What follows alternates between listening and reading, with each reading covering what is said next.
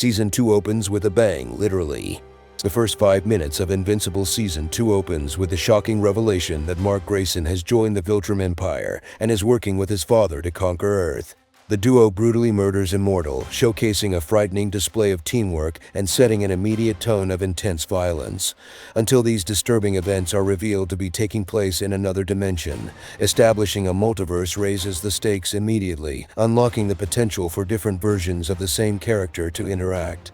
We're quickly pulled back to reality and reintroduced to the familiar versions of the beloved characters from Season 1. Roughly 1 month has passed since the battle between Invincible and Omni-Man, and Mark is struggling to reconcile his father's actions. Flash forward to 2 more familiar faces. The Muller twins are imprisoned, that is until ominous green portals appear in their cell and transport them to safety. They have Angstrom Levy to thank for their newfound freedom, a mystery figure who boasts the ability to travel between dimensions. Angstrom shares with the Muller twins that their home dimension is one of the few where Invincible and Omni-Man fought one another. The father-son duo has taken over the world in most other universes.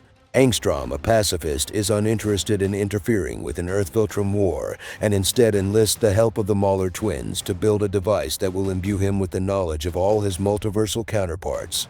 The new Guardians of the Globe team, led by Cecil Stedman. He adds new team member Bulletproof, appoints Immortal as the new team leader. The first episode peaks when the Muller twins complete work on the device that will help Angstrom unlock infinite knowledge, but things don't go according to plan. Invincible steps in to save the day and destroys the device, a feat that nearly cost him his life.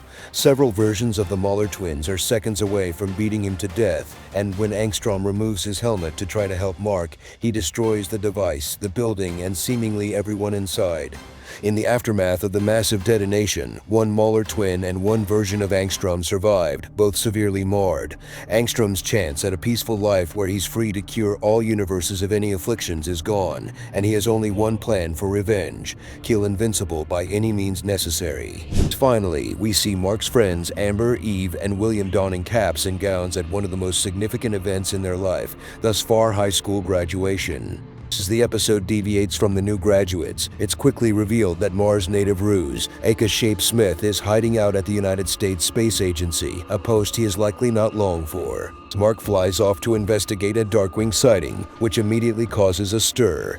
Invincible quickly discovers his sidekick Nightboy has taken up the mantle. He manages to subdue and capture the new and improved Darkwing, but not before tapping into his more sinister side. Things are beginning to click for Debbie, who is shocked to see Donald alive after her former husband Nolan ripped his spine out. She reaches her breaking point, but fortunately Mark is there to comfort his mother, just as she's been there for him so many times. In the other universe, we see a shocking reveal that a version of Mark has been imprisoned by Angstrom Levy. 2 female versions of Cecil and Donald appear, ready to make Invincible pay for all the damage he's done to their world. It's revealed that Alan the alien was created by the Unopians in collaboration with a coalition of planets in hopes of standing against Viltrum. This plan proved unsuccessful when Alan went head-to-head with a Viltrumite and lost, but the coalition realized he still had something to offer. Alan set off in hopes of finding allies to stand against Viltrum, and his search led him directly to Earth and its protector, Invincible.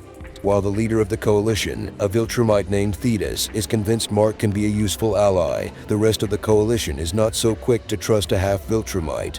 Alan the alien is ambushed by 3 Viltrumites who demand information on both Mark and Omni-Man.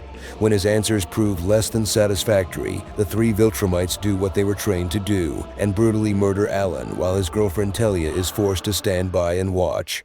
Back at Coalition headquarters, Alan is revealed to be alive, but in grave condition. Telia has been at his side since he sustained his injuries to ensure he's never alone, and now Thetis stops by to visit his favorite soldier. He convinces Telia that it's okay to step away for a moment, that he can watch after Alan. As soon as she leaves the room, Thetis pulls the plug on Alan's life support and watches him die. A rogue Thraxan appears to explain his dilemma. Invincible has to leave Earth and make the 6-day journey to Thraxan, where he can save the Thraxans from dangerous meteor showers. Cecil strongly objects, and although Mark follows in his father's footsteps by refusing to follow Cecil's orders, he knows in his heart he's doing the right thing. This is how heroes are born. When Mark arrives at the planet Thraxa, he quickly learns he's been deceived. There is no imminent meteor shower threatening to kill the innocent people he agreed to save. They reach the throne to find the monarch is no Thraxan, but Mark's father, Omni-Man. We finally learn where Omni-Man went after departing Earth in the Season 1 finale. He didn't return to Viltrum. He roamed the galaxy reconciling his actions without any discernible purpose until he wandered upon a group of stray Thraxans that required his help. After rescuing them from certain deaths, they invited him back to their home planet to rule as a benevolent leader, not a malicious conqueror. He reveals to Mark that he's married a Thraxa woman and fathered another son. Nolan knows the Viltrumites will never accept his half-Viltrumite, half-Thraxan child and plan to kill him and wipe out the entire planet when they arrive. He calls on Mark for help defending his newly discovered brother and fighting the Viltrum Empire when they inevitably arrive. Mark makes it clear he has no intentions of helping his father. Before Mark even has time to consider, meteorites rain from the sky, signaling there is no time for training or decision-making. In a last-ditch effort, Nolan asks Mark to take his son to safety. Mark agrees, but their security after arriving at the cave is short-lived. Lucan has tracked them down and plans to kill Mark and his brother, but fortunately Nolan flies in to save his wife and both of his sons at the last moment. Omni-Man and Lucan get into a heavyweight boxing match that ends with Nolan slicing open his former Viltrumite comrade and his guts spewing out on the floor. The father-son duo flies back to the main city and find nothing but utter destruction. Thula and General Craig have laid waste to the city and slaughtered everyone inside. Nolan and Mark defeat the murderous pair, but not before Thula severely wounds Mark. After the battle concludes, Nolan goes over to check on his son, but it turns out Lucan isn't dead. He flies in and appears to break Nolan's spine, gloating in front of his son. The Viltrumites win the day, taking Nolan back to their planet for execution and sending Mark back to Earth with an ultimatum: kill a few to prepare for Viltrumite rule, or they will kill millions upon their arrival. To tie things up back on Earth, we check in with the Mauler twins and Donald. The newest clone has poisoned the mangled original and plans to produce many more clones, not just one. Donald finds the old security files and stumbles across some disturbing footage.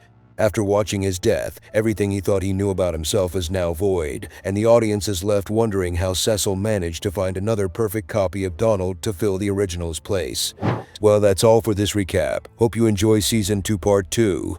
Don't forget to subscribe and comment below your theories or predictions for the upcoming episodes. Thanks for watching Flick and TV.